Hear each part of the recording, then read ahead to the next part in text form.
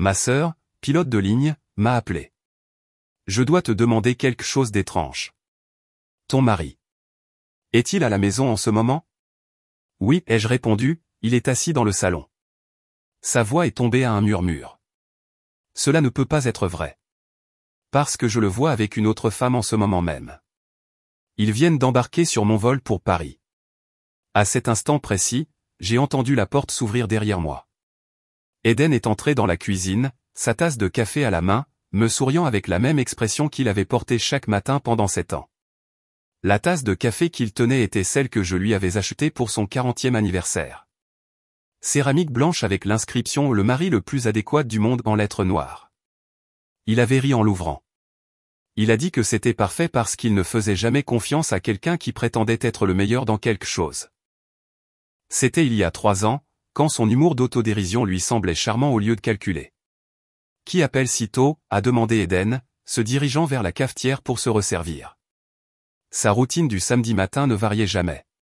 Café, Financial Times, petit déjeuner léger, puis son match de squash au club de sport avant 11h. J'ai serré le téléphone plus fort. La respiration de Kyle était audible à travers le haut-parleur. Elle attendait que je dise quelque chose, que je réagisse, que je donne un sens à ce qui ne pouvait tout simplement pas avoir de sens. Mon mari se tenait à moins d'1 mètre de moi dans notre cuisine. Mon mari était aussi apparemment assis en classe affaires à l'aéroport JFK avec une autre femme. Juste Kyle, ai-je réussi, surprise de la normalité de ma voix. Contrôle prévol. Eden a hoché la tête distraitement, versant du café avec sa main gauche tout en faisant défiler son téléphone avec sa droite. Tahari dit bonjour. Peut-être que nous accepterons enfin ces avantages de vol qu'elle propose toujours. Avant de continuer, je tiens à vous remercier d'avoir écouté ces histoires de trahison et de force. Si vous pensez que tout le monde mérite la vérité dans ses relations, veuillez vous abonner. Cela nous aide à toucher d'autres personnes qui pourraient avoir besoin de ces histoires. Maintenant, voyons comment cette tromperie se déroule. L'ironie de ces mots m'a tordu l'estomac. Je l'ai regardé se déplacer dans notre cuisine avec la familiarité aisée de quelqu'un qui y appartenait. 7 ans de mariage avaient créé ses habitudes. Où nous gardions le sucre. Comment il aimait son café, la façon dont il se tenait toujours au comptoir plutôt que de s'asseoir au bar du petit déjeuner. Kyle, je te rappelle, ai-je dit doucement. Ava, attends. Je dois te dire. Sa voix portait la même urgence qu'elle avait eue il y a 3 ans lorsqu'elle avait appelé à propos de la crise cardiaque de papa. Cet appel était arrivé un mardi matin, aussi. Je me tenais dans cette même cuisine, préparant le petit déjeuner, quand mon monde a basculé. Je te rappelle, ai-je répété et j'ai raccroché. Eden a levé les yeux de son téléphone. Tout va bien? Tu as l'air pâle. Est-ce que j'ai eu l'air? J'ai attrapé mon reflet dans la porte du micro-ondes. Les mêmes cheveux auburn tirés en queue de cheval. Les mêmes yeux verts que mon père m'avait donnés. Le même visage qui m'avait regardé chaque matin pendant 37 ans. Mais les mots de Kyle avaient changé quelque chose de fondamental. La cuisine me semblait différente maintenant. Comme quand on remarque qu'un cadre photo est accroché de travers depuis des mois. Juste fatigué, ai-je dit, attrapant ma propre tasse de café. Mes mains étaient stables. 20 ans de travail en tant que comptable judiciaire m'avaient appris à garder mon sang-froid lorsqu'ils découvraient que rien n'était ce qu'il semblait être. Des personnes s'asseyaient en face de moi, mentant effrontément à propos de millions disparus, pendant que je hochais la tête, prenais des notes et rassemblais des preuves.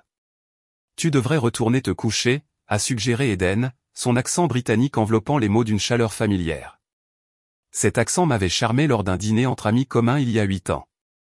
Il expliquait la différence entre le rugby et le football américain, gesticulant sauvagement avec un verre de vin, en renversant accidentellement sur ma robe. Sa mortification avait été attachante. Où l'avait-elle été? Peut-être que je le ferai, ai-je dit, étudiant son visage. La même mâchoire anguleuse, les mêmes yeux verts avec des éclats dorés, la même petite cicatrice au-dessus de son sourcil gauche d'un accident de vélo dans son enfance. Chaque détail exactement comme il le fallait. Mon téléphone a vibré. Un texto de Kyle. Regarde ça maintenant. Une photo est apparue. Par la fenêtre d'un avion, je pouvais voir l'intérieur de la classe affaires. Là, au siège 3B, se trouvait un homme en costume bleu Tom Ford. La photo était prise sous un angle, mais le profil était indubitable. La façon dont il tenait sa tête, la courbe de sa mâchoire, la façon particulière dont il gesticulait en parlant. Eden, mon Eden. Parlant avec animation à une femme blonde d'environ 25 ans, sa main posée sur son avant-bras avec une intimité décontractée. J'ai levé les yeux vers l'Eden dans notre cuisine, pull en cachemire gris, lunettes de lecture relevées dans ses cheveux, cette même alliance à sa main gauche que nous avions choisie ensemble chez un petit bijoutier à Soho. En fait, ai-je dit, ma voix étonnamment stable, je pense que je vais faire des crêpes. Des crêpes? Il a haussé un sourcil. Un mardi? Quelle est l'occasion? L'occasion était que ma sœur regardait mon mari dans un avion pendant que mon mari se tenait dans notre cuisine. Et l'une de ces réalités devait être fausse. Mais je ne pouvais pas le dire. Pas encore. Pas avant d'avoir compris ce qui se passait.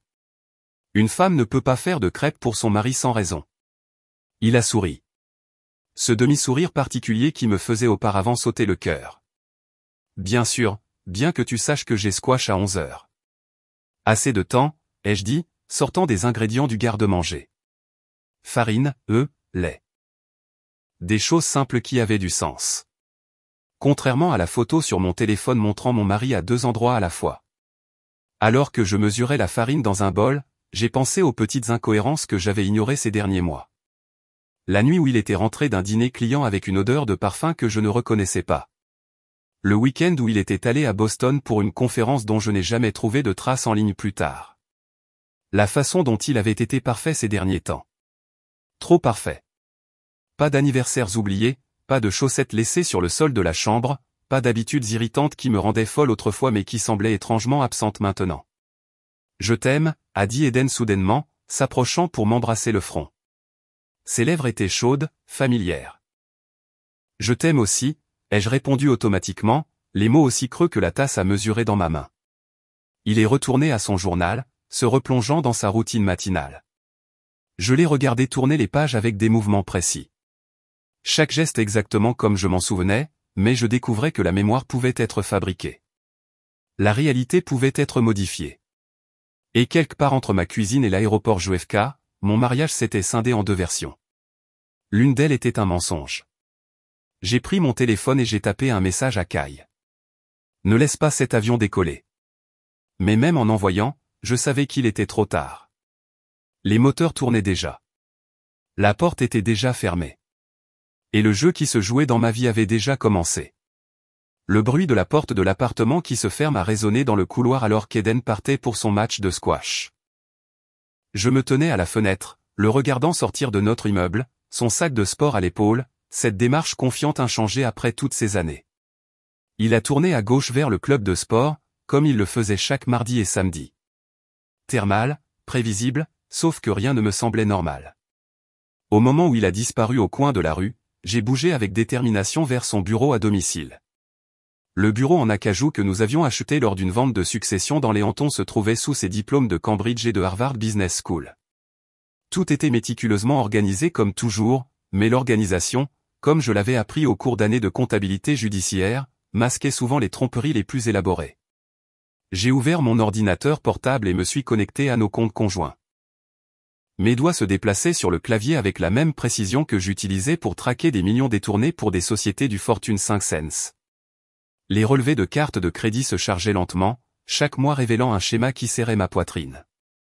Il était là, une charge au mandarin oriental de Tokyo du 15 au 18 mars. Je me souviens bien de ce week-end. Eden était censé être allé dans le Connecticut pour aider sa mère à réorganiser son garage après la mort de son père.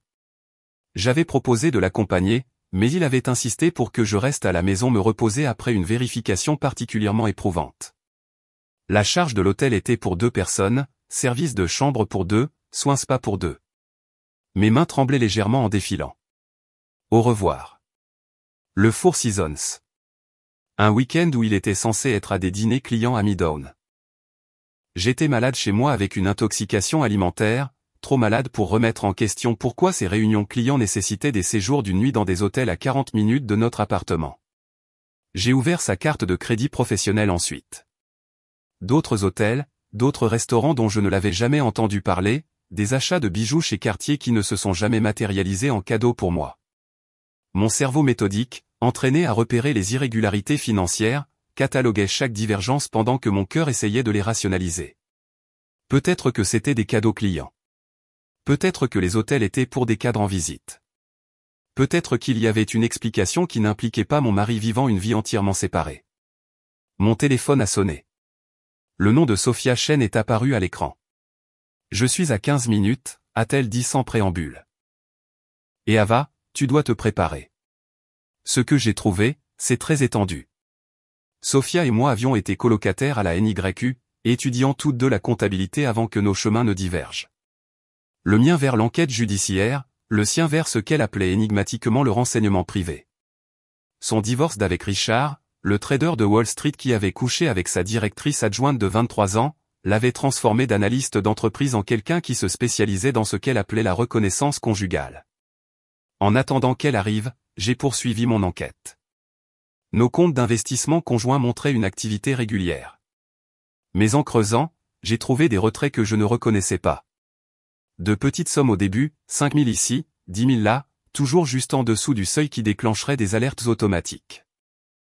Le genre de siphonnement systématique que j'avais vu dans d'innombrables cas de fraude, sauf que cette fois, cela se produisait dans mes propres comptes. La sonnette a retenti. Sophia se tenait là dans sa tenue noire habituelle, sa tablette serrée contre sa poitrine, son expression sombre. Elle avait eu le même regard quand elle avait découvert l'affaire de Richard. Quand elle avait dû me parler des dettes de jeu secrètes de mon père après sa mort, quand la vie exigeait une honnêteté brutale entre amis. Montre-moi, ai-je dit, la conduisant à la table de la salle à manger. Elle a ouvert sa tablette, ses doigts volant sur l'écran avec une habileté pratique. La femme que ta sœur l'a vue avec est Madison Veil. 26 ans, représentante commerciale pharmaceutique pour Silex Industries. Une photo est apparue. Blonde, conventionnellement belle dans cette façon polie qui suggérait un entretien coûteux. Elle travaille sur le territoire de Manhattan depuis 2 ans. Son activité sur les réseaux sociaux est majoritairement privée, mais j'ai réussi à accéder à quelques photos taguées. Les images qui ont suivi m'ont fait sombrer dans l'estomac. Madison et Eden dans un restaurant que je ne reconnaissais pas, Madison et Eden dans ce qui ressemblait à un bar d'hôtel à Miami. Madison et Eden à un gala de charité. La même nuit où j'étais à Boston pour une conférence. Depuis combien de temps? Ma voix semblait distante, comme si quelqu'un d'autre posait la question. Basée sur l'empreinte numérique, au moins 3 mois. Mais Ava, ce n'est pas la partie la plus étrange. Sophia a ouvert un autre écran. J'ai accédé aux images de sécurité de ton immeuble via un contact. Regarde ça. La vidéo montrait le hall de notre immeuble mardi dernier. Il y avait Eden entrant à 18h47, sa mallette à la main. L'horodatage correspondait à son retour du travail. Tout semblait normal jusqu'à ce que Sophia zoome. Regarde son ombre, a-t-elle dit. L'ombre tombait sous le mauvais angle. Elle vacillait légèrement lorsqu'il passait sous le lustre. Des détails qui seraient invisibles à l'observation casuale, mais flagrants pour quelqu'un à la recherche de tromperie. C'est de la technologie deepfake, a expliqué Sophia. Quelqu'un a inséré des séquences fabriquées dans le système de sécurité de ton immeuble. Ce n'est pas du travail amateur. Nous parlons de logiciels sophistiqués qui coûtent des centaines de milliers de dollars à mettre en œuvre correctement. J'ai fixé l'écran, mon esprit luttant pour traiter ce que cela signifiait. Pourquoi quelqu'un irait-il si loin? C'est ce que nous devons découvrir. Mais il y a plus. Elle a ouvert un autre fichier. J'ai parlé discrètement à quelques-uns de tes voisins. Madame Patterson du Vinci a mentionné quelque chose d'intéressant.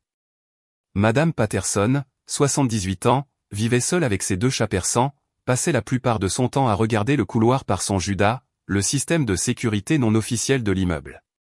Elle a dit qu'elle avait vu Eden partir avec des valises il y a 3 mois. Le week-end où tu étais à cette conférence à Boston. Elle se souvenait spécifiquement parce qu'il l'avait aidé avec ses courses en sortant. Elle a dit qu'il allait partir pendant un moment. Je me souviens de ce week-end. La conférence était obligatoire. 2 jours de présentation abrutissante sur les nouvelles réglementations de la SEC. Je suis rentré dimanche soir pour trouver Eden préparant le dîner. Poulet à la romarin, mon préféré. Il avait dit qu'il avait passé le week-end à organiser son bureau à domicile et à rattraper son sommeil. Le bureau semblait exactement le même. Mais je suis rentré et il était là, ai-je dit, les mots semblant épais dans ma gorge. L'était-il? Où était ce quelqu'un qui lui ressemblait exactement? La pièce a légèrement basculé. J'ai serré le bord de la table, mon cerveau de comptable essayant de créer des colonnes logiques là où il n'y en avait pas. C'est insensé. Les gens ne sont pas remplacés comme ça. Non, a concordé Sophia, sa voix douce mais ferme. Ils ne le sont pas. Pas sans ressources et planification importantes. Ava, Eden a-t-il travaillé sur quelque chose de sensible? Des transactions ou des projets qui pourraient faire de lui une cible? J'ai pensé à son travail récent, les fusions, les acquisitions, les activités bancaires d'investissement habituelles. Rien qui ne semblait valoir ce niveau de tromperie élaboré, à moins qu'il n'y ait quelque chose qu'il ne m'avait pas dit. Un autre secret à ajouter à la pile croissante. J'ai besoin de voir plus d'images, ai-je dit, ma voix plus stable maintenant. Chaque entrée et sortie pendant les 3 derniers mois, les reçus de cartes de crédit, les enregistrements téléphoniques, tout. Sophia a hoché la tête, tapant déjà. J'obtiendrai ce que je peux, mais Ava, tu dois faire attention. Quiconque fait cela, qu'il s'agisse d'Eden ou de quelqu'un d'autre, a investi des ressources sérieuses. Ce n'est pas une simple affaire. C'est tout autre chose. Sophia est partie après m'avoir donné un téléphone crypté pour la contacter, me prévenant d'agir normalement jusqu'à ce que nous comprenions l'ampleur de ce qui se passait. J'ai passé le reste de l'après-midi dans un état de mort cérébrale, nettoyant ce qui n'avait pas besoin d'être nettoyé, organisant des dossiers déjà organisés. N'importe quoi pour occuper mes mains pendant que mon esprit tournait à travers des possibilités qui semblaient de plus en plus insensées. À 17h30, j'ai entendu la clé d'Eden dans la serrure. L'homme qui n'était peut-être pas Eden. L'étranger qui avait vécu dans ma maison, partagé mon lit, joué le rôle de mon mari avec une telle précision que je n'en avais jamais douté jusqu'à aujourd'hui. J'ai arrangé mon visage pour qu'il ressemble au calme et j'ai commencé à préparer le dîner. Ça sent incroyablement bon, a-t-il appelé, comme toujours. La routine si familière qu'elle semblait être une mémoire musculaire. J'ai décidé de faire des crevettes scampi, la recette de ma grand-mère de Naples. La sauce à l'ail et au vin blanc a rempli l'appartement de son riche arôme. Ce plat particulier avait une signification dans notre relation. Le vrai Eden avait une grave allergie aux fruits de mer documentée par 3 visites aux urgences au fil des ans. Son bracelet d'alerte médicale porté religieusement depuis 7 ans. Mentionnait spécifiquement les fruits de mer comme étant potentiellement mortels. Ton préféré, ai-je dit, lui posant l'assiette devant lui. Ma voix semblait normale, même agréable. 20 ans de maintien du calme lors d'enquêtes de fraude m'avaient appris à compartimenter la panique. Il a regardé le plat avec ce qui semblait être un plaisir authentique. Tu n'en as pas fait depuis des lustres. C'était vrai. Je ne l'avais pas fait parce que mon mari mourrait s'il le mangeait. Mais cet homme a pris sa fourchette sans hésitation, en enroulant les linguines avec une aisance pratique, en portant une crevette à sa bouche avec appréciation. Aucune réaction, aucun gonflement, aucune recherche d'un auto-injecteur d'épinéphrine, juste un homme appréciant son dîner. C'est incroyable, a-t-il dit, en prenant une autre bouchée. Ta grand-mère serait fière. Ma grand-mère était morte il y a 15 ans, mais elle aurait été horrifiée de me voir servir des fruits de mer à quelqu'un que je testais comme un spécimen de laboratoire. Je l'ai regardé manger, cataloguant chaque geste, chaque expression, cherchant les coutures de sa performance. Alors, je pensais, ai-je dit, remplissant son verre de vin avec le calme mesuré de quelqu'un discutant de la météo. Que nous devrions rendre visite à ta mère ce week-end. Le vrai Eden aurait immédiatement fabriqué une excuse. Sa relation avec sa mère était compliquée au mieux, toxique au pire. Elle ne m'avait jamais approuvé, ne lui avait jamais pardonné de s'être mariée en dehors de leur cercle social. Nos visites dans le Connecticut étaient soigneusement rationnées, nécessitant généralement des semaines de négociations. Cela semble merveilleux, a-t-il répondu sans ciller. Elle sera ravie de nous voir. Ravie. Sa mère n'avait jamais été ravie de quoi que ce soit qui m'impliquait. J'ai senti mon téléphone enregistré depuis sa position derrière la corbeille de fruits, capturant cette conversation qui servirait plus tard de preuve de quoi? Que mon mari avait été remplacé par quelqu'un qui aimait vraiment sa mère. Nous pourrions rester tout le week-end, ai-je continué à pousser plus fort. Aider avec ce projet de jardin dont elle a parlé. Parfait. Je l'appellerai après le dîner pour la prévenir. Le vrai Eden préférerait subir une chirurgie dentaire sans anesthésie que de passer un week-end à faire des travaux manuels pour sa mère. Cet homme échouait à tous les tests, tout en réussissant parfaitement à être une meilleure version de mon mari. Après le dîner, nous nous sommes installés sur le canapé pour notre routine du soir habituelle.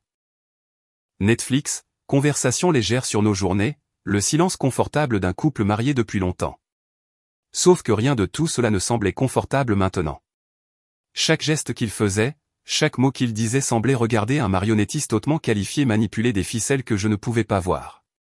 Je suis épuisé, ai-je annoncé à 10 heures, en m'étirant de façon exagérée. Cette vérification aujourd'hui m'a vraiment épuisé. Tu travailles trop, a-t-il dit, en m'embrassant le front. Les lèvres étaient chaudes, la pression familière, mais fausse d'une manière indéfinissable. Dans notre chambre, je me suis changé pour mon pyjama pendant qu'il se brossait les dents.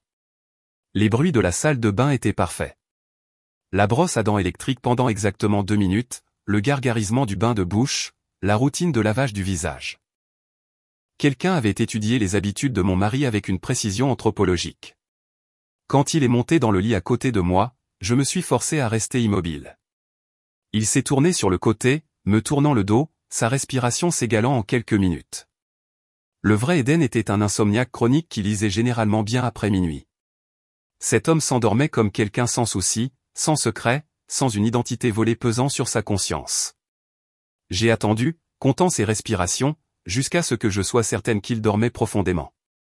Puis je me suis glissé hors du lit avec des mouvements prudents, comme quelqu'un désamorçant une bombe. Sa mallette était à sa place habituelle à côté de la commode, le cuir doux d'années d'utilisation. La mallette du vrai Eden portée par un imposteur.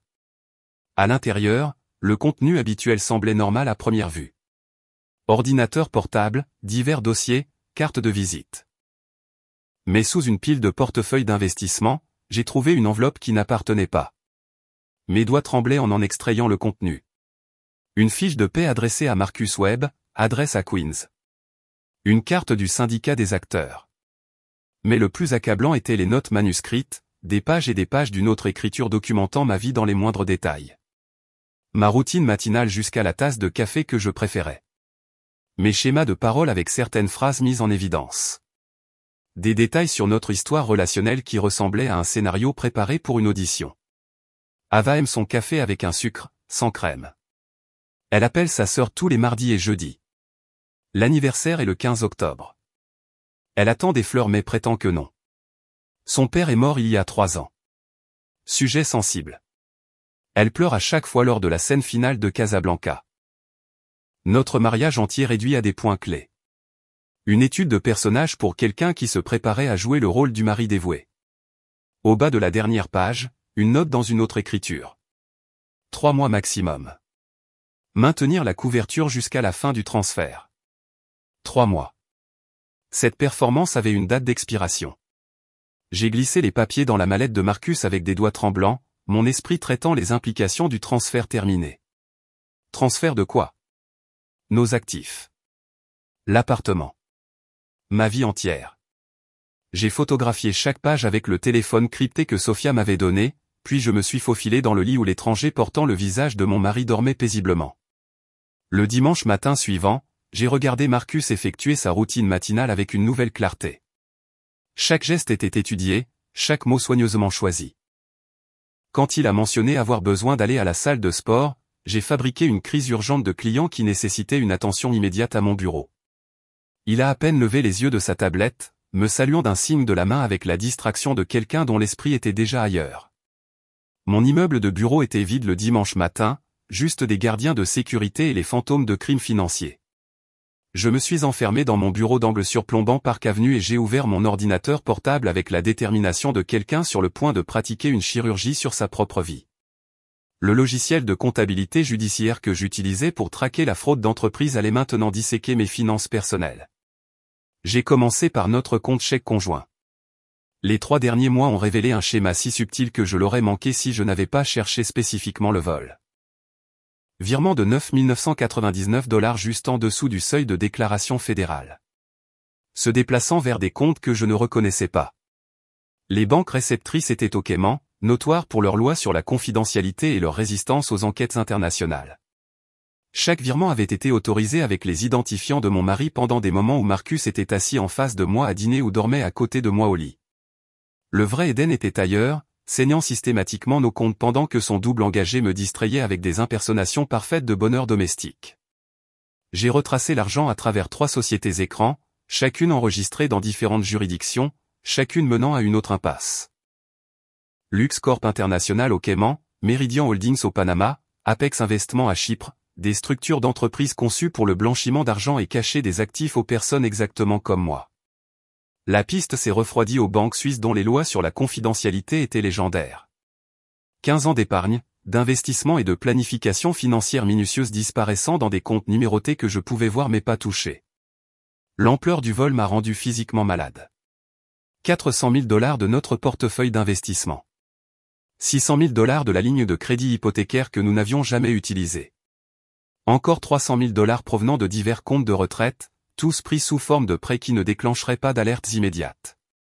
1,3 million de $ méticuleusement retirés pendant que je dormais à côté d'un étranger qui avait mémorisé mes préférences en matière de café. Mais l'argent n'était que le début. Lorsque j'ai accédé à ma base de données professionnelle de clients, j'ai trouvé quelque chose de pire. Les enregistrements de connexion montraient un accès à partir d'adresses IP que je ne reconnaissais pas, téléchargement de données financières sensibles de 3 audits d'entreprises majeures que j'avais effectués. Des informations qui, entre de mauvaises mains, pourraient faciliter le délit d'initié valant des dizaines de millions. J'ai ouvert le profil professionnel de Madison Val.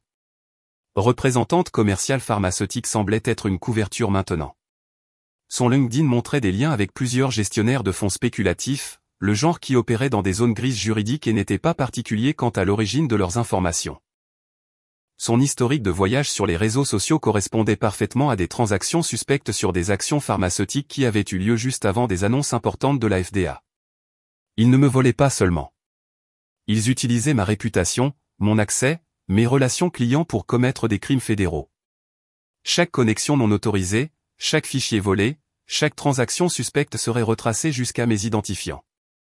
Découverte, je ne perdrais pas seulement de l'argent.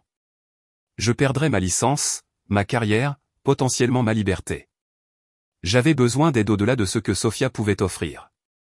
Grace Morrison a répondu à la 3e sonnerie, sa voix rauque de sommeil. Nous étions amis depuis qu'elle était une procureure ambitieuse et que je témoignais comme expert dans des affaires de fraude.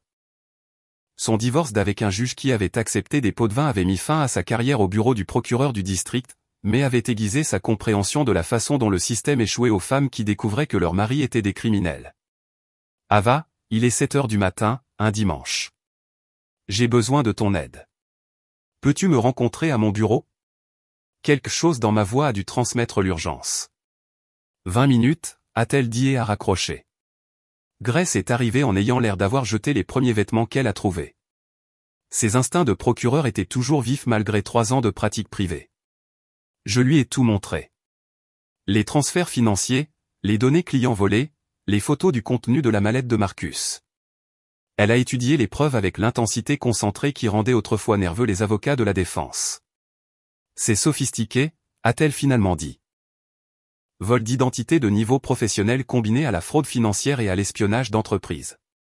Mais voici votre problème. Tout est techniquement autorisé. Les identifiants de votre mari ont été utilisés. Sa biométrie, ses mots de passe sans prouver qu'il n'était pas réellement présent pour ces transactions. Vous avez affaire à une situation où il dit qu'elle dit. Mais j'ai la preuve que Marcus Webb l'a usurpé. Un acteur qui pourrait prétendre qu'il a été embauché pour une raison légitime. Peut-être qu'Eden voulait te surprendre. Peut-être que c'était de la recherche pour quelque chose. Sans Eden ici pour contredire cette histoire, et avec lui apparemment prêt à tout nier d'où qu'il se cache, les autorités n'agiront pas assez vite. Le temps qu'ils enquêtent, l'argent sera parti et les preuves disparaîtront. Mon téléphone a vibré. Pas mon téléphone habituel, mais celui crypté que Sophia m'avait donné. Je l'avais laissé caché dans mon tiroir de bureau. La notification montrait un nouveau message sur une application que je ne reconnaissais pas. Grace s'est penchée alors que je l'ouvrais. Un seul texte d'un numéro inconnu. Vérifie le vieux téléphone d'Eden. J'ai regardé Grace. Qui d'autre sait ça? Quelqu'un qui veut que tu trouves quelque chose, a-t-elle dit. Cela ressemble à des miettes de pain. Nous sommes retournés à mon appartement ensemble. Marcus était toujours à la salle de sport, sa routine du dimanche aussi prévisible que l'horloge. Je suis allé directement au bureau à domicile d'Eden, au tiroir de bureau où il gardait de vieux appareils électroniques qu'il prétendait recycler mais qu'il n'a jamais réellement éliminés. Son précédent iPhone s'y trouvait. Écran fissuré depuis qu'il l'avait fait tomber en sortant d'un taxi il y a 6 mois. J'ai appuyé sur le bouton d'alimentation sans rien attendre. L'écran s'est allumé. 5% de batterie mais vivant. Le téléphone recevait des messages depuis des mois tout en étant censé être cassé. J'ai ouvert les messages avec des doigts tremblants. Il y avait une conversation avec Madison Val remontant à 8 mois. Des plans, des photos et des détails qui m'ont donné froid dans le dos. La femme ne se doute de rien, avait écrit Eden il y a 3 mois. Marcus est parfait. Quand elle le découvrira, nous serons intouchables. Le message le plus récent datait d'hier. Demain, nous finaliserons tout. Notre endroit habituel à Paris, puis disparaître pour toujours. Grace a fixé l'écran du téléphone, son esprit de procureur construisant déjà le dossier. Demain est lundi. S'il prévoit de tout finaliser, nous devons agir ce soir. J'ai senti quelque chose changer en moi. La peur et la confusion se cristallisant en une froide détermination. La même concentration qui m'avait aidé à démêler des fraudes de millions de dollars allait maintenant protéger ce qui restait de ma vie. J'ai tendu le téléphone à Grace et me suis dirigé vers mon ordinateur portable avec un nouveau but. « Que fais-tu » a demandé Grace, en posant un piège. Eden a peut-être volé mon argent, mais il a oublié que c'est moi qui sais comment le traquer. Mes doigts ont volé sur le clavier, créant quelque chose de beau dans sa simplicité. Un virus financier déguisé en document d'investissement de routine qui apparaîtrait dans notre stockage cloud partagé. Le code était élégant, conçu pour s'activer dès que quelqu'un accédait à nos comptes conjoints depuis une adresse IP internationale. Lorsqu'il était déclenché, il gelait chaque transaction, verrouillait tous les comptes associés et alertait simultanément les enquêteurs fédéraux d'activités suspectes. Est-ce légal, a regardé Grace par-dessus mon épaule. C'est mon propre compte. Je protège mes actifs contre le vol. Complètement légal. J'ai intégré le virus dans des fichiers intitulés Revue des investissements T3 et Documents fiscaux 2024. L'arrogance d'Eden serait sa chute. Il vérifiait toujours nos investissements avant les décisions importantes. Une habitude de ces jours de banquier que même le crime n'avait pas brisé. La porte de l'appartement s'est ouverte. Marcus était de retour de la salle de sport, sifflant quelque chose d'insignifiant. Grace et moi avons échangé des regards. Elle a tout de suite compris, glissant le téléphone d'Eden dans son sac pendant que je fermais mon ordinateur portable. « Tu travailles encore le dimanche. » Marcus est apparu dans l'encadrement de la porte. Sac de sport à l'épaule. Performance parfaite, sueur sur son front. « Tu devrais vraiment faire une pause. » Je finis juste, ai-je dit, ma voix stable. Grace est passé pour discuter d'une affaire sur laquelle nous collaborons. Il a hoché la tête à Grace avec un charme pratique. Content de te voir. Tu restes pour déjeuner? En fait, ai-je dit en me levant. Je pensais qu'on pourrait déjeuner dans cet endroit d'Atoria. Tu sais, où nous sommes allés après notre lune de miel. Ils avaient ces incroyables poulpes grillées. Le sourire de Marcus n'a pas vacillé, mais j'ai vu la lueur de panique dans ses yeux. Nous n'étions jamais allés à Atoria ensemble. Le vrai Eden et moi avions une autre lune de miel à Santorin, pas en Grèce comme je l'avais mentionné. Mais Marcus ne le savait pas. Atoria, a-t-il répété, gagnant du temps. La petite rivière où nous avons dansé jusqu'à l'aube. Tu as dit que c'était la nuit la plus romantique de ta vie. Grace a regardé notre échange comme un match de tennis, reconnaissant le test que j'administrais. La mâchoire de Marcus s'est presque imperceptiblement serrée. Bien sûr, a-t-il dit finalement, bien que je pense qu'il était fermé pour rénovation, une fabrication complète pour couvrir son ignorance. L'endroit que j'avais décrit n'existait pas. J'ai souri chaleureusement, jouant la femme au foyer dévouée tout en documentant une autre fissure dans sa performance. Tu as probablement raison. Prenons juste un plat à emporter thaïlandais à la place. Le soulagement dans ses épaules était visible. Grace s'est excusée, emportant l'épreuve avec elle. Alors que Marcus allait se doucher, j'ai passé 3 appels téléphoniques qui mettraient le feu au complot soigneusement construit d'Eden. Premièrement, Robert Steinberg, PDG de Steinberg Industries et le plus gros client d'Eden. J'ai gardé mon ton conversationnel, préoccupé, mais pas alarmé. Robert, je suis tellement désolé de te déranger un dimanche, mais j'ai remarqué une activité inhabituelle dans le portefeuille d'investissement de ta société en examinant des comptes adjacents. Rien de grave, probablement juste une erreur administrative, mais tu pourrais vouloir que ton équipe y jette un œil. La graine du doute plantée, arrosée avec juste assez de préoccupation pour déclencher un audit interne qui découvrirait des divergences remontant à l'accès non autorisé d'Eden. Deuxième appel, Jennifer Wu chez Phoenix Capital. Même approche, angle différent. Un transfert mystérieux qui ne correspondait pas à leurs modèles habituels. Tellement étrange, probablement rien, mais ça vaut la peine de vérifier. Troisième appel, David Martinez chez Meridian Financial. Lundi matin, 3 grandes entreprises découvriraient des violations de sécurité qui remonteraient toutes à des identifiants associés à Eden Mercer. Mon téléphone a vibré alors que je terminais le 3e appel. L'identifiant de l'appelant affichait la maison de retraite de ma mère dans le New Jersey. Ma poitrine s'est serrée. Les appels du dimanche après-midi signifiaient généralement des urgences médicales. Madame Chin, la voix appartenait à Nancy, la directrice de l'établissement. Ta mère va bien, mais elle est très agitée. Elle insiste sur le fait que quelqu'un ment à propos de la visite de ton mari. Je serai là tout de suite. La route vers le New Jersey a pris 90 minutes. Marcus pensant que je gérais une crise avec les médicaments de ma mère. L'établissement était niché parmi les arbres qui commençaient tout juste à virer alors. Un cadre paisible pour des vies dans leur dernier chapitre. La chambre de ma mère donnait sur le jardin, des photos recouvrant chaque surface, ses souvenirs rendus tangibles. Ava. Elle m'a saisi les mains dès que je suis entré, sa prise plus forte que ses 82 ans ne le devrait. Cette femme ment. Je lui ai dit qu'Eden était venu le mois dernier, mais elle dit qu'il n'y a pas de traces. Nancy se tenait dans le coin, l'air désolé. Le registre des visiteurs n'indique aucune entrée, mais Madame Chin est catégorique. La démence de ma mère faisait d'elle un témoin peu fiable dans la plupart des situations, mais elle avait des moments de clarté étonnante, surtout concernant les événements récents. Parle-moi de sa visite, maman. Il est venu un jeudi. Je m'en souviens parce que c'était le jour du pudding. Il a posé des questions sur l'assurance vie de ton père. Il voulait savoir s'il y avait d'autres polices que celles que tu connaissais. Je lui ai parlé de la police Northwestern Mutual, celle que ton père ne t'a jamais dite. Eden a dit qu'il voulait s'assurer que tu étais protégé. Mon sang s'est glacé. Il y avait eu une autre police, une que j'avais découverte seulement après la mort de papa. 500 000 $ qui avaient servi à payer les soins de maman. Peu de gens le savaient. A-t-il demandé autre chose? Le coffre-fort. Il voulait savoir quelle banque, ce qu'il y avait dedans. Je lui ai parlé de la collection de pièces de mon père, celle qui, pensait-il, serait précieuse un jour. J'ai embrassé son front, promettant de revenir bientôt, et je suis sorti dans le couloir avec Nancy. Vérifiez vos enregistrements de sécurité du mois dernier. Chaque jeudi, Nancy récupérait les fichiers sur sa tablette. Nous avons défilé à travers des semaines d'images.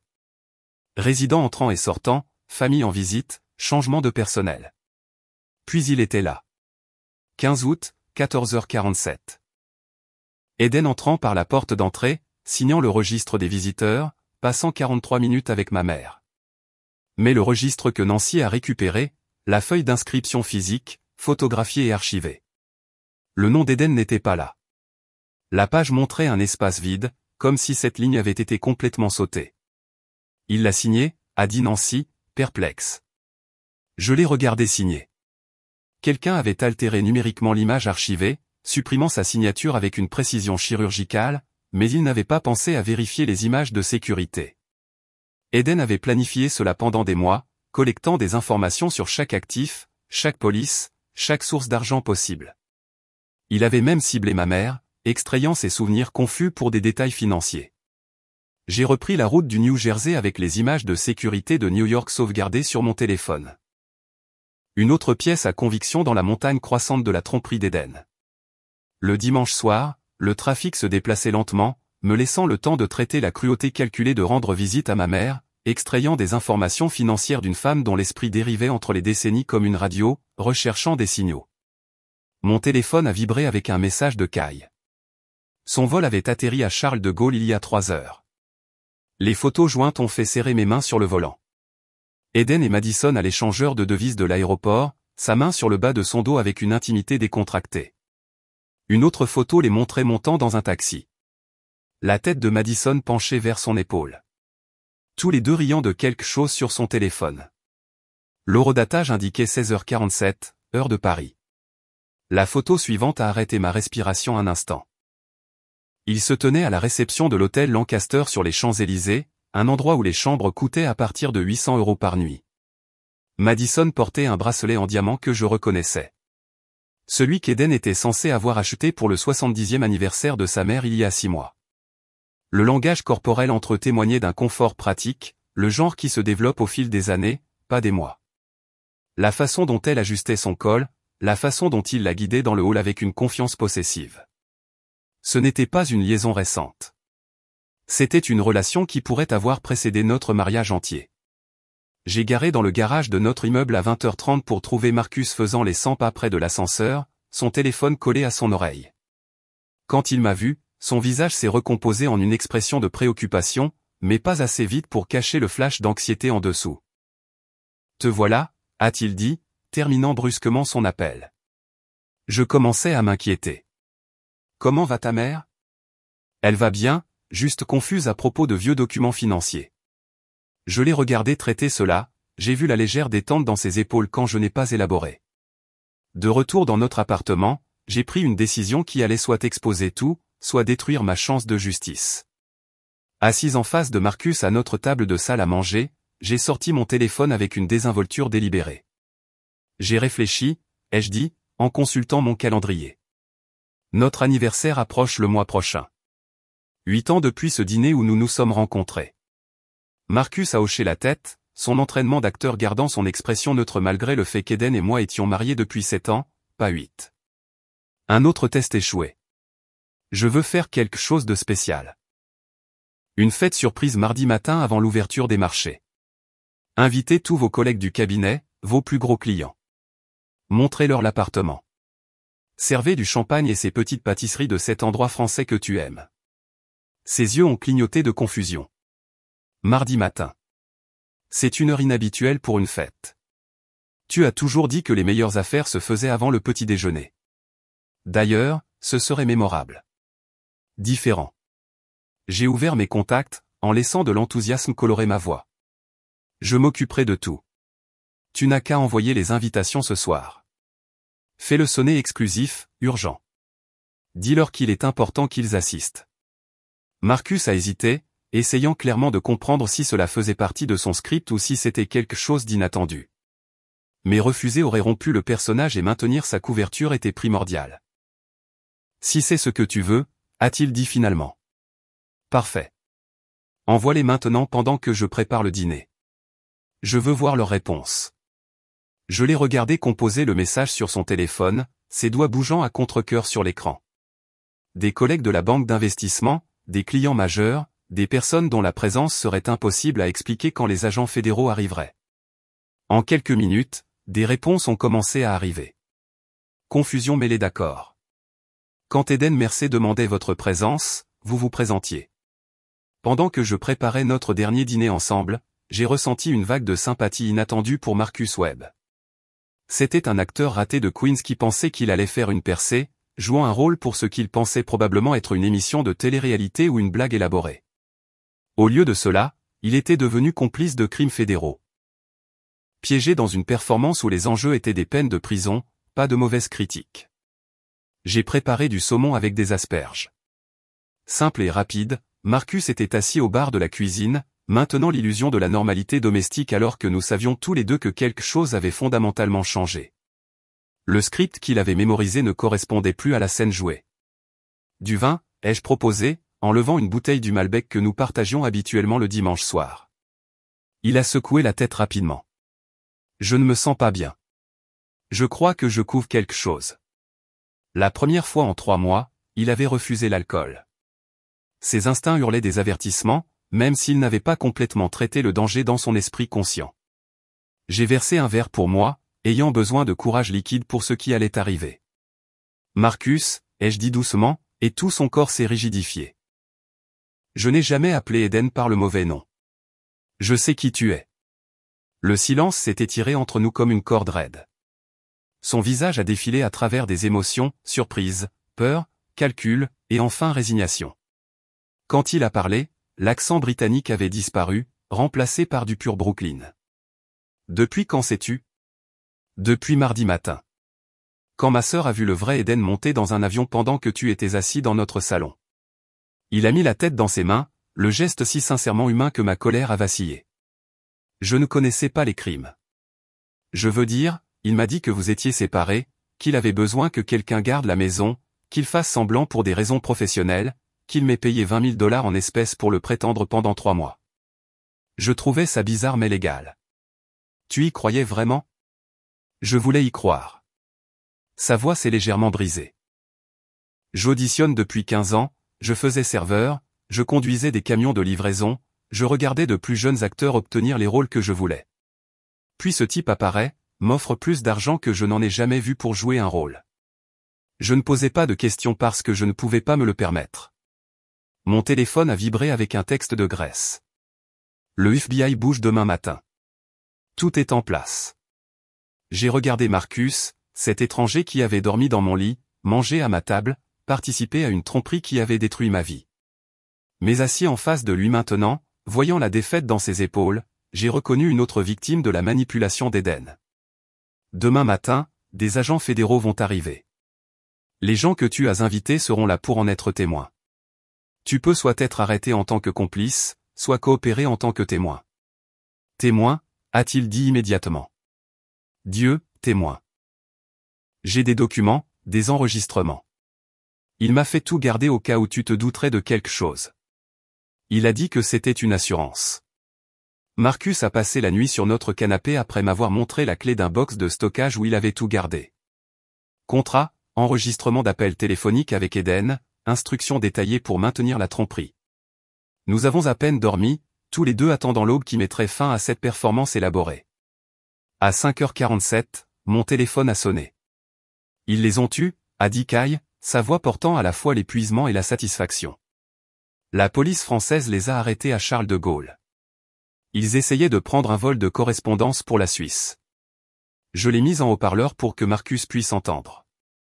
Il s'est assis sur le canapé, la couverture que je lui avais donnée autour de sa taille, ressemblant à un homme sur le point d'entendre son propre verdict. L'arrestation a été spectaculaire, a continué Kai. Ils étaient dans le salon premium quand la police est arrivée.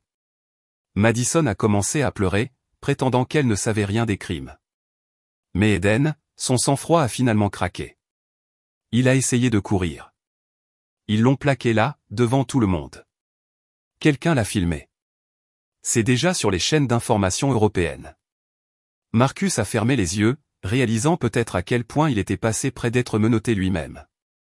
Je suis allé à la cuisine et j'ai commencé à faire du café, mes mains stables malgré l'adrénaline qui traversait mon système. L'appartement allait bientôt se remplir de témoins de l'apogée de la tromperie d'Eden. À 7h30, les premiers invités ont commencé à arriver. Robert Steinberg de Steinberg Industries, l'air confus mais curieux. Jennifer Wu de Phoenix Capital, habillée impeccablement malgré leur inhabituel.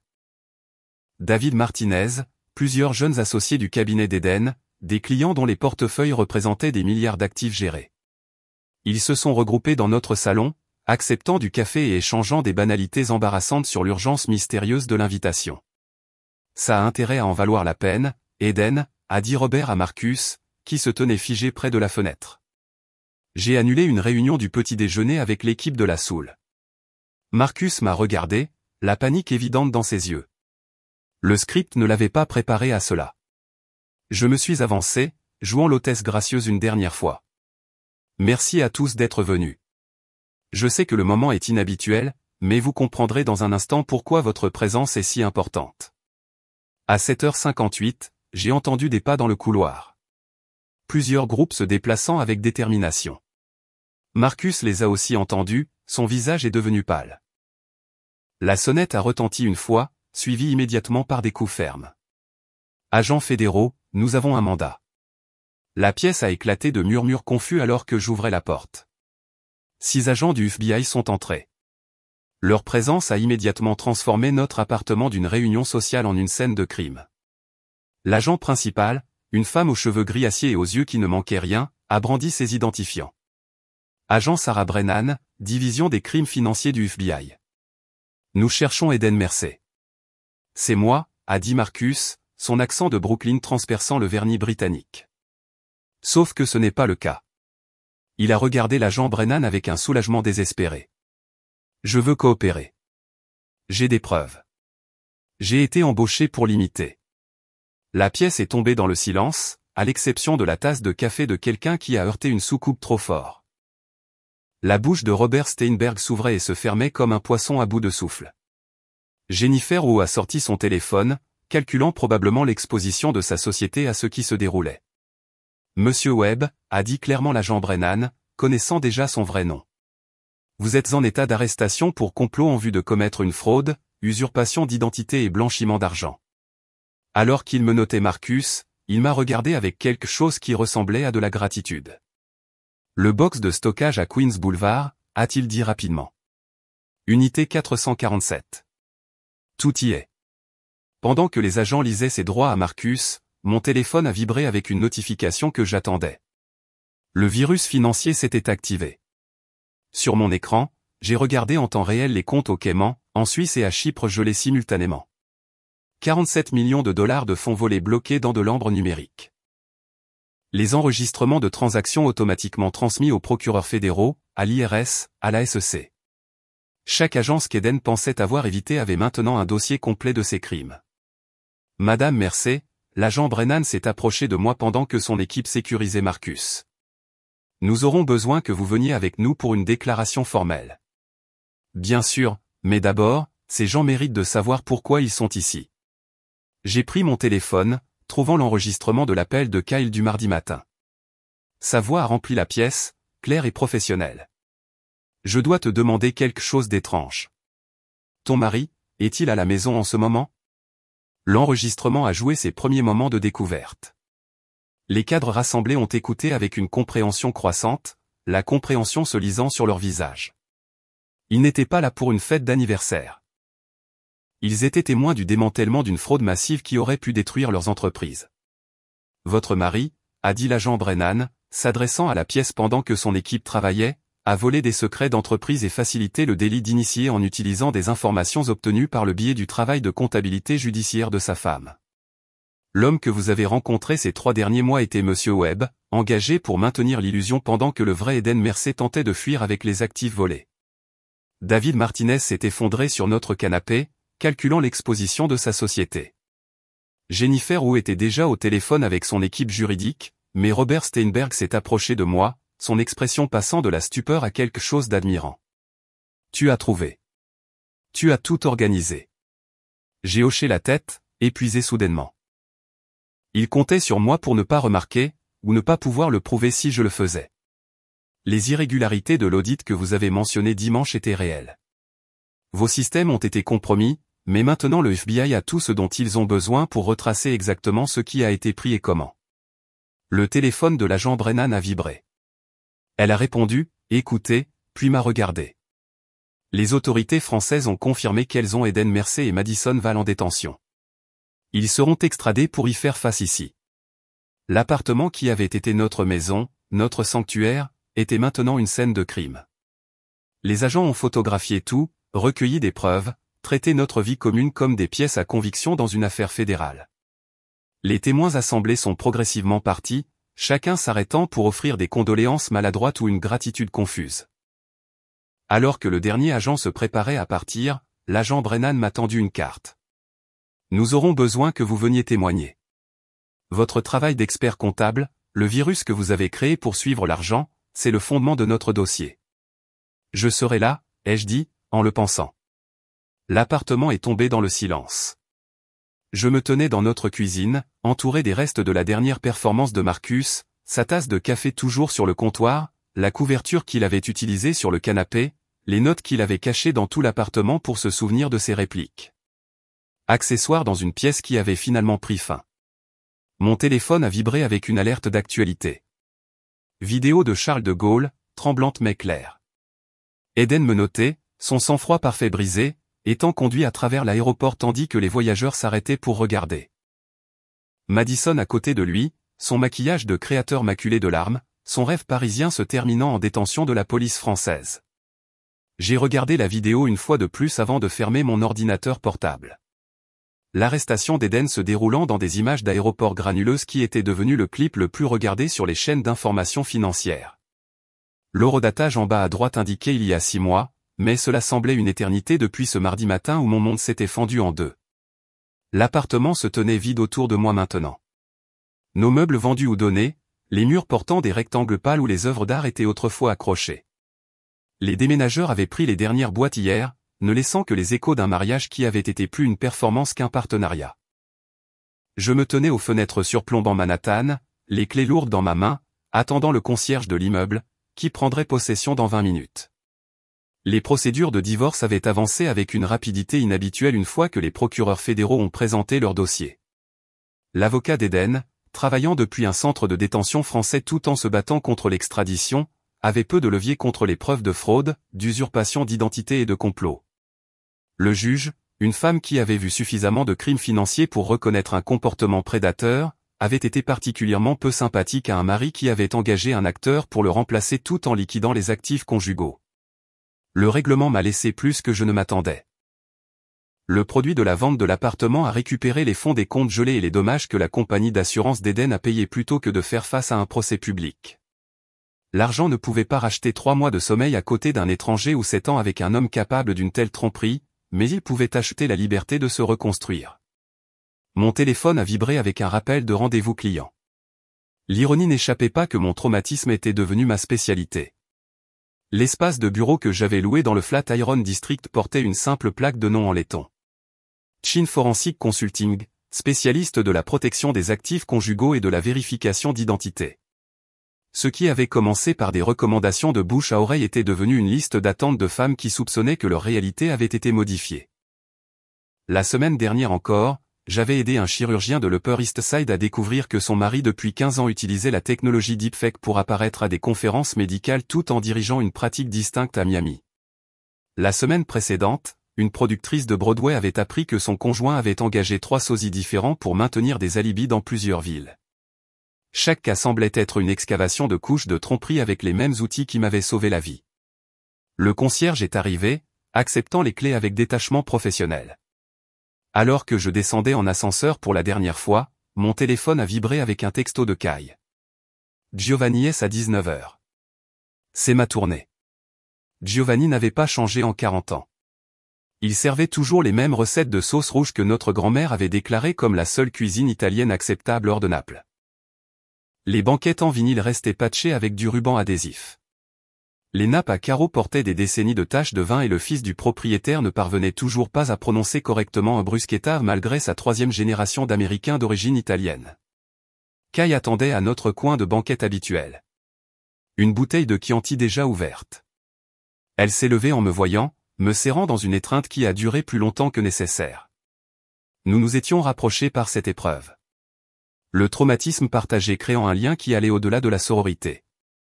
Tu as réussi, a-t-elle dit, versant du vin dans des verres qui semblaient avoir survécu aux 2 guerres mondiales. L'appartement est vraiment parti. Je lui ai remis les clés il y a 20 minutes. J'ai pris une gorgée. Le vin bon marché avait le goût des dîners du dimanche de mon enfance. Ça fait bizarre. 7 ans effacés en un après-midi. Pas effacés, transformés. Kai a levé son verre. À la femme qui a découvert que son mari était à 2 endroits à la fois et qui a fait tomber un réseau de fraude internationale. À la pilote qui a passé l'appel qui m'a sauvé la vie, ai-je riposté. Nous avons bu. Le rituel était plus important que le vin.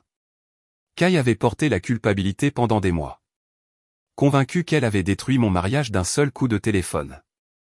J'ai essayé d'expliquer qu'elle avait révélé la destruction, pas causé. Mais le sentiment de culpabilité du survivant ne répond pas bien à la logique. J'ai quelque chose pour toi, a-t-elle dit, sortant une enveloppe de son sac à main. Elle est arrivée hier à mon immeuble, adressée à toi par mon intermédiaire. L'adresse de retour indiquait Dayton, Ohio. L'écriture de Marcus Webb, soignée et précise. Je l'ai ouverte lentement, ne sachant pas si je voulais avoir des nouvelles de l'homme qui avait vécu ma vie pendant 3 mois. Cher Ava, commençait la lettre.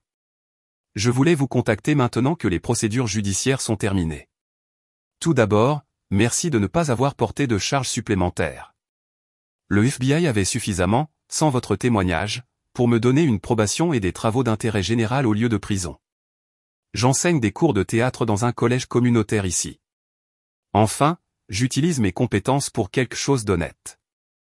Je raconte à mes étudiants ces 3 mois, comment la meilleure performance de ma vie a aussi été la pire chose que j'ai jamais faite. Certains rôles, je leur dis, ne valent pas la peine d'être joués, peu importe combien ils paient. Je pense parfois à vous, me demandant comment on se remet de ce qu'Eden a fait. Puis je lis sur votre nouvelle entreprise, sur les femmes que vous aidez, et je comprends que vous avez transformé le poison en médicament. C'est une sorte de force que je ne connaissais pas. Le box de stockage avait un article que je n'ai pas donné au FBI. Une photo de votre mariage qui était dans le dossier d'instruction d'Eden. Vous aviez l'air sincèrement heureuse. Je suis désolé d'avoir participé à vous prendre cela.